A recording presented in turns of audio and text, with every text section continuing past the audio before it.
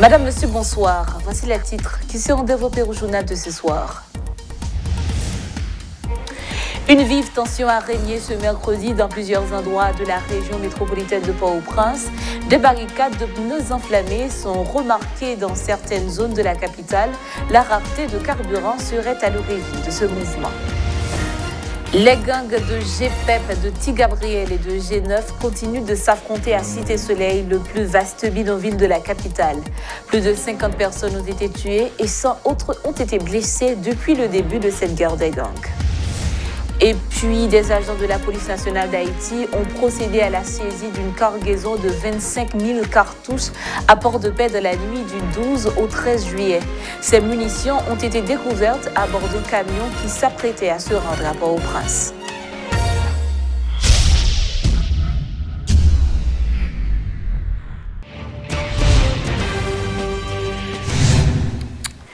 Madame, Monsieur, voici le développement du journal comme on l'a dit en titre. Des barricades de pneus enflammés ont été remarquées dans certaines zones de la région métropolitaine de Port-au-Prince. Il s'agirait d'un mouvement de protestation contre la pénurie de carburant que connaît le pays depuis plusieurs semaines. Les protestataires menacent d'intensifier leur mouvement si leurs revendications ne sont pas satisfaites. Suivez ce reportage de Rudolf Pierre-Louis. C'est une journée quasiment morte en termes d'activité ce mercredi à Delma. Des citoyens furieux, en raison de la non-disponibilité du carburant dans les stations-service, ont exprimé leur frustration à cause de la hausse des prix sur le marché noir.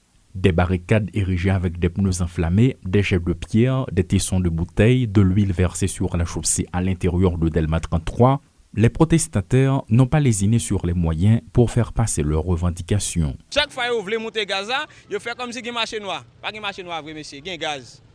C'est gaz à nous voulons monter, monsieur. Nous ne pouvons pas faire peuple passer misère ça pour nous dire monter. Et c'est si nous ne pouvons pas monter, parce que c'est façon ça, c'est chemin ça nous choisir.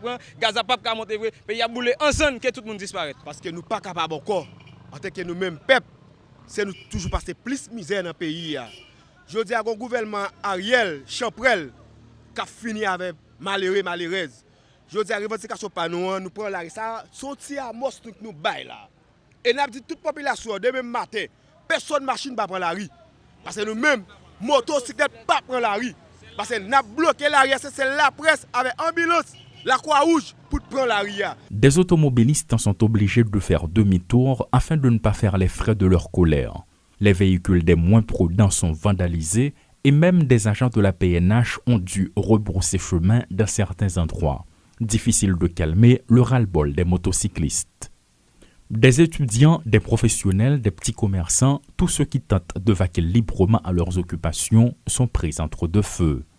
C'est un mouvement inattendu pour certains, mais pour des observateurs, il paraît planifié. La vitesse avec laquelle il s'est répandu dans la commune de Delma, que ce soit sur la voie principale ou sur les routes secondaires, suscite des interrogations. Certains contestataires prennent le temps de dialoguer et bien d'autres se comportent comme des fous furieux prêts à tout pour rester sur le macadam. Les autorités étatiques sont les principales cibles des contestataires.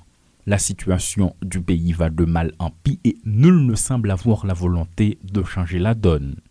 Parallèlement à Pétionville, c'est le calme plat. Dans les marchés publics, tout fonctionne comme à l'ordinaire et c'est aussi le même constat du côté de nombreuses entreprises de la place. Toutefois, des tirs sporadiques ont été entendus à longueur de journée.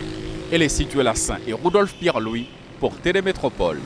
Des milliers d'habitants sont coincés à Cité-Soleil, sans eau potable, nourriture, ni soins médicaux depuis plusieurs jours en raison des conflits entre gangs armés dans cette commune. Face à ce chaos qui règne dans le plus vaste bidonville de la capitale, l'organisation Médecins sans frontières encourage les protagonistes à permettre au secours d'arriver vers les familles en difficulté. Entre-temps, le bilan partiel de cette guerre des gangs est de 70 morts et une centaine de blessés, selon le pasteur Enoch Joseph, un leader communautaire de la zone. L'ancien Premier ministre Jacques-Guy Lafontaine, président du Collège des internistes, demande aux ravisseurs de Greta Latayad-Roy de la libérer. Il a fait remarquer que Madame Roy est âgée et malade. Le docteur Lafontaine en a profité pour lancer un appel aux kidnappeurs. Docteur Roy, son monde, comme dit nous, toute ville, son vie de service. C'est-à-dire, son monde qui service par la communauté. Docteur Roy, il sorti lauréat dans la promotion après spécialisation que le fait en Haïti et à l'étranger, il décide pour le tourner dans le pays. Et là, il tourne dans le pays, docteur Roy, il choisit pour le capable de servir les gens qui sont plus pauvres. Que c'est période de rachement, que c'est période de vivre, que c'est période de pays l'autre, docteur Roy toujours là. Il dit comme ça que il y a un devoir, il faut aller pour le travail avec le peuple. On n'y a pas dit que le monde qui est un ce n'est pas lui-même qui t'a accouché maman, ou bien qui t'a formé docteur qui a accouché maman. C'est sûr, lui-même, il t'a formé docteur qui a accouché maman. Mais non seulement il y a un docteur, mais il y a l'autre monde tout. Il y a un chauffeur qui était avec lui, qui n'a même monde. Nous avons l'autre monde, nous avons l'autre docteur. Nous avons dit, tant pis, posez. Posez parce que pratique ça, sont pratiques qui pas humaines du tout. C'est ça que nous avons c'est trafic monde ça. Qu'il y a des gens pour l'argent.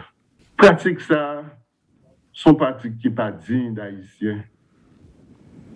Sont pratiques qui projettent une mauvaise image pour le pays. Peut-être, les gens qui ont fait le sont frustrés. Mais on pense que il y a l'autre mesure qui prend pour combler la frustration. Demandez-nous, tant pis. Libérez les gens qui n'en mènent. Libérez tout le monde. Peut-être, et cas docteur, c'est un dernier goutte d'eau qui permet qui interpelle un pile monde. Mais assez, c'est assez. Il n'est pas bon pour le pays. Haïtien qui quitte le pays. Demain, pied noir cassé, nous ne pouvons pas besoin d'un docteur qui peut aider nous. Demain, nous avons besoin de faire une opération, nous avons une balle. Nous avons besoin d'un docteur qui peut aider nous. Demain, petit nous sommes malades. Petit nous avons diarrhée, nous mourir de diarrhée. Les cas de vomissement, nous mourir de vomissement. Nous avons besoin d'un miss. Nous avons besoin d'un docteur. Demain, nous avons un problème. Nous avons besoin d'un avocat. Un pile haïtien, il est désespéré qu'on y a. Docteur Roy, c'est au monde qui était toujours encouragé les jeunes pour y rester dans le pays. Il fait partie de Haïtien, qui ont une grande adresse sociale en Haïti que le. Des agents de la police nationale d'Haïti ont procédé à la saisie d'une cargaison de 25 000 cartouches à Port-de-Paix de la nuit du 12 au 13 juillet. Ces munitions ont été découvertes à bord de camions qui s'apprêtaient à se rendre de la capitale. Rappelons que le 1er juillet dernier, 120 000 cartouches avaient été saisies dans la même commune par la PNH. Le commissaire du gouvernement de cette juridiction, maître Michelet Virgile, qui vient d'être arrêté, avait libéré les suspects.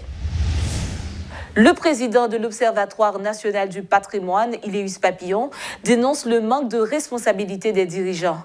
Il a condamné le mépris et le cynisme des autorités qu'il juge incapables de tirer les conséquences de leur incompétence.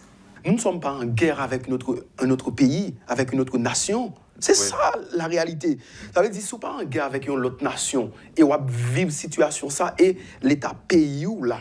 Ça t'est arrivé, par exemple, si nous étions en guerre contre une grande puissance que nous faisons par rapport à lui, ok? Mais ça n'a pas vivre là, c'est tout simplement, il n'y a pas de volonté. Et moi-même, moi certain, la police haïtienne est capable de résoudre le problème là. Mais c'est un problème de volonté politique manifeste. Nous vivons, nous concernés, nous avons des familles qui sont victimes, même si nous n'avons pas de famille, mais chaque grand haïtien ou chaque grand monde qui est victime, c'est nous-mêmes, c'est l'humanité en question. Donc il y a une volonté, bon côté autorité, pour qu'il nous dans ça nous là, et il y a un mépris de l'autorité parce qu'on ne peut pas prendre nous pour monde. Et on tellement pas prendre nous pour monde, on voit le comportement, par exemple, du président et premier ministre, Ariel Henry, on voit lui partager ses parties vers bon côté peuple chinois qui est un ancien premier ministre qui mourit. Alors que ici, nous sommes des morts ambulants, mais ça ne pas dire rien. Ouais, c'est un mépris manifeste. Donc c'est ça la réalité. C'est ça la réalité. Ils ne sont pas impuissants. Ils ne sont pas impuissants. Là où accepter ou mépriser le peuple, ou accepter toute bagarre, il y a privé sur n'importe quel moment Wendell. Mais c'est ce qui m'inquiète Wendell.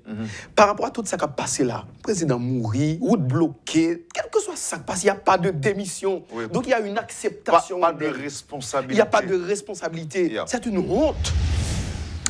Voilà, c'est la fin de ce journal. Merci de l'avoir suivi, mesdames et messieurs. Au revoir.